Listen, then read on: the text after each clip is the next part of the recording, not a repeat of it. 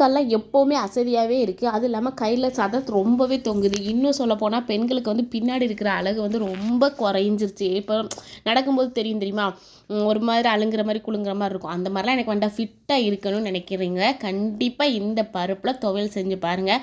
வேறு லெவலில் நம்ம வந்து ஃபிட் ஆயிடுவோம் அப்படின்னே சொல்லலாம்.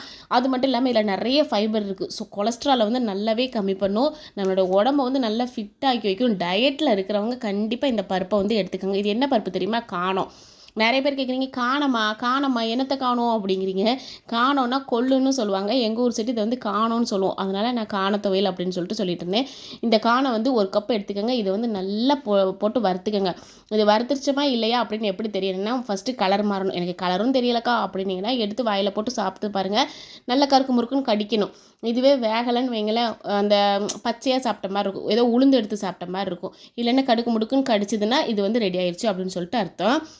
இதை கண்டிப்பாக சேர்த்துக்கங்க. கொலஸ்ட்ரால் இருக்கவங்க இதெல்லாம் சேர்த்திங்கன்னா கொலஸ்ட்ரால் நல்லாவே ரெடியூஸ் ஆகும். மெயின் விஷயம், இதுக்கு வந்து பச்சை மிளகா நீங்கள் வந்து சேர்க்கவே கூடாது. பச்சை மிளகா டேஸ்ட்டே கொடுக்காது.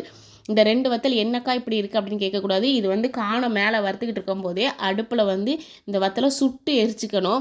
ஏன்னா அந்த சுட்ட வத்தல் மட்டும்தான் செம்ம டேஸ்ட்டை கொடுக்கும். இது கூடவே கொஞ்சம் உப்பு, கொஞ்சம் புளி, கொஞ்சம் வெள்ளைப்புடு, இதை எல்லாத்தையுமே போட்டு கொஞ்சமாக தேங்காய், உங்களுக்கு தேவையான அளவு தேங்காய் போட்டு ஒரே ஒரு வாட்டி வதக்கிட்டு அப்படியே ஸ்டவ்வை வந்து ஆஃப் பண்ணிடுங்க.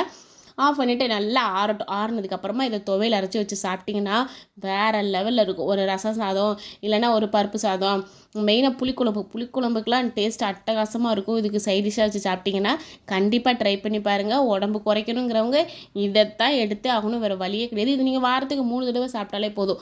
டேஸ்ட்டு சூப்பராக இருக்கும், நம்ம உடம்பும் நல்லா இருக்கும். நம்ம உடம்பு ஹெல்த்தியாக இருந்தாலே போதுமே, நம்ம தான் நல்லா இருப்போம். நிறைய பேர் 30 வயசுக்கு மேலே நான் என் உடம்பு இப்படி கெட்டு போயிடுச்சு அப்படின்னு சொல்கிறீங்க.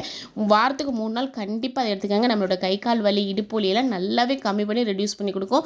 ஸோ மறக்காமல் எடுத்துகிட்டு வாங்க, ஓகேவா? ஒரு சின்ன கண்டிஷன் என்னென்னா, அதாவது எப்படின்னா, ரொம்பவே ஹீட்டாக இருப்பேங்க்கா நான் சாப்பிடலாமா அப்படின்னீங்கன்னா வாரத்துக்கு 2 வாட்டி மட்டும் எடுத்துக்கோங்க. அதே மாதிரி கிட்னியில் ஸ்டோன் இருக்கா, நீங்கள் உடனே டாக்டர்கிட்ட கேட்டுட்டு எடுத்துக்கோங்க. பட் கிட்னி ஸ்டோனுக்கு இது வந்து அந்தளவுக்கு வராது, இருந்தாலும் நீங்கள் கேட்டுக்கோங்க. இதே மாதிரி வீடியோ வேணால் லைக் பண்ணுங்கள், ஷேர் பண்ணுங்கள், கமெண்ட் பண்ணுங்கள்.